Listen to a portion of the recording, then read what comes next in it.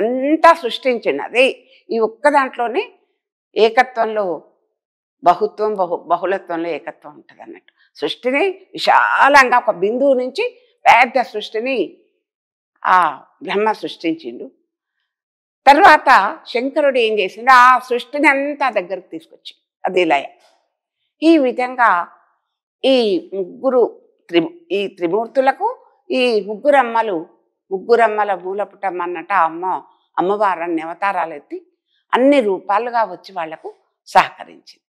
అంటే ఇక్కడ ఇంకా స్త్రీని తక్కువ చేసింది చెప్పండి. అంటే స్త్రీ లేనిది అసలు ఏదీ లేదు. పురుషుడు ఒక పని చేయాలి అంటే ధైర్యాన్ని ఇచ్చేది స్త్రీని అని వాళ్ళు చెప్పిండ్రు. ఆ విధంగా వేదాలలో చెప్పిండ్రు, పురాణాలలో చెప్పిండ్రు, అన్నిట్లలో చెప్పిండ్రు. మరి స్త్రీ తక్కువ చేయబడింది అనేటువంటిది కూడా నిజం, అబద్ధం కాదు. అవన్నీ మనం చేసుకున్నవి. ఎవరు కూడా సృష్టిలో లేదు స్త్రీ పురుష భేదం. అందుకే కదా అర్ధనారీశ్వరుడు. అర్ధనారీశ్వరుడు అంటే సగం స్త్రీ సగం శివుడు పురుషుడు.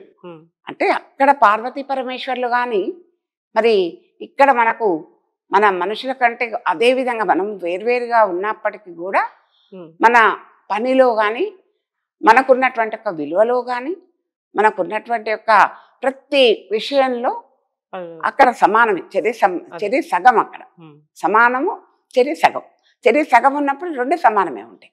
ఇప్పుడు రెండు కళ్ళు ఇచ్చింది భగవంతుడు, నీకు ఏ కన్ను అంటే ఇష్టం అంటే ఏం చెప్తావు? ఆ విధంగానే అర్ధనారీశ్వరుని ఆ రూపం. అందుకని స్త్రీ అనేది చాలా గౌరవింపదగినటువంటిది. మాతృత్వాన్ని గురించి మనం చెప్పుకున్నాం.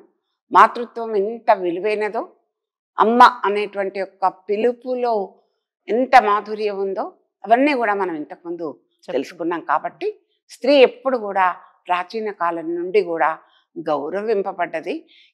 ఈనాటి వరకు కూడా గౌరవింపబడుతూనే ఉన్నది, ఇక ముందు కూడా గౌరవింపబడుతుంది. అది మరి అంటే స్త్రీని చులకనగా చూడబడింది అంటారు కదా, మరి ఆ మాట ఎందుకు వచ్చిందంటారు? ఇవన్నీ ఏంటంటమ్మా మనం కల్పించుకున్నాం. నేను ఒక ఉదాహరణ, ఇప్పుడు బ్రహ్మ విష్ణుమూర్తి నాభి నుండి బ్రహ్మగారు జన్మించిందని అంటాం. మరి నిజంగా పురుషుడు కదా, ఆయన నాభి నుండి జన్మించటం ఏంటి? పురుషుడికి కొడుకు పుట్టడం ఏంటి? దాన్ని మనం అడగలేదు. ఆ విధంగా మనం ఏం చేసినాం, ఆ లక్ష్మీదేవి అట్లా అయినప్పుడు ఏమవుతుంది, మనం వీళ్ళందరినీ భార్యలుగా చేసాం. చేదోడు వాదోడుగా ఉన్నందుకు, పని సహాయపడ్డందుకు బ్రహ్మ భార్య సరస్వతి, విష్ణు భార్య లక్ష్మీదేవి, శివుడి భార్య పార్వతి అని ఆ విధంగా మనం భార్యలను మన కుటుంబ పరంగా మన రిలేషన్ వాళ్లకు ఇచ్చినాం. మన ఆ విధమైనటువంటి ఒక తోడ్పాటును మనం ఇచ్చినాం.